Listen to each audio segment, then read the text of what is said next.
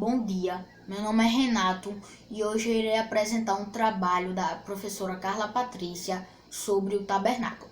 Então, hoje eu irei falar como era o tabernáculo e qual era o seu significado. O tabernáculo era uma tenda onde o povo de Israel se reunia para adorar a Deus. E seu propósito era permitir que as pessoas se aproximassem de Deus, porque o tabernáculo representava a presença de Deus. O tabernáculo significa tenda, no Monte Sinai, depois que tirou os israelitas do Egito. Deus deu a Moisés as indicações sobre como construir o tabernáculo. Esse seria um lugar sagrado e abençoado pela presença de Deus. Ali, os israelitas poderiam oferecer sacrifícios para o perdão dos pecados e adorar a Deus. Então, agora eu irei falar sobre o formato do tabernáculo.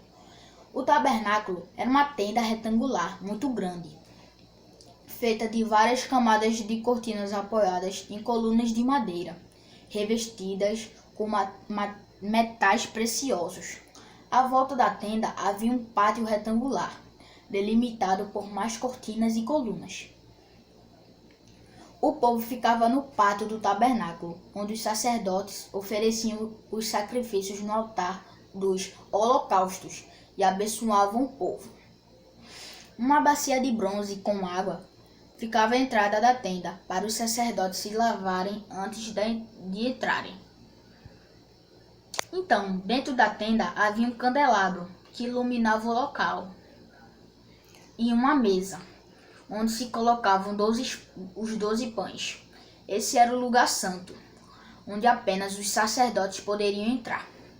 Então, no fundo da tenda havia uma parte separada por um grande véu, que era o lugar santíssimo.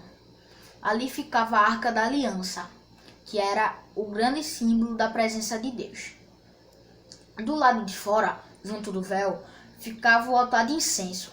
Uma vez por ano, o sumo sacerdote entrava no lugar santíssimo para oferecer um sacrifício pelos pecados de todo o povo.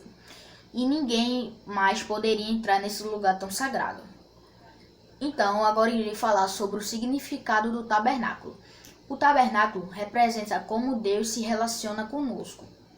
Então, por causa do pecado, todos estamos separados da presença de Deus. O altar dos holocaustos, onde sacrifícios eram constantemente queimados, lembrava o povo do preço do pecado, a morte. Somente a morte de um sacrifício podia pagar pelo pecado. Os holocaustos também apontavam para o sacrifício de Jesus na cruz, que paga por todos os pecados e nos purifica. Somente os sacerdotes podiam entrar no lugar santo do tabernáculo, se aproximando de Deus depois de se purificarem e com roupas especiais. Só podemos nos aproximar de Deus quando somos purificados dos pecados.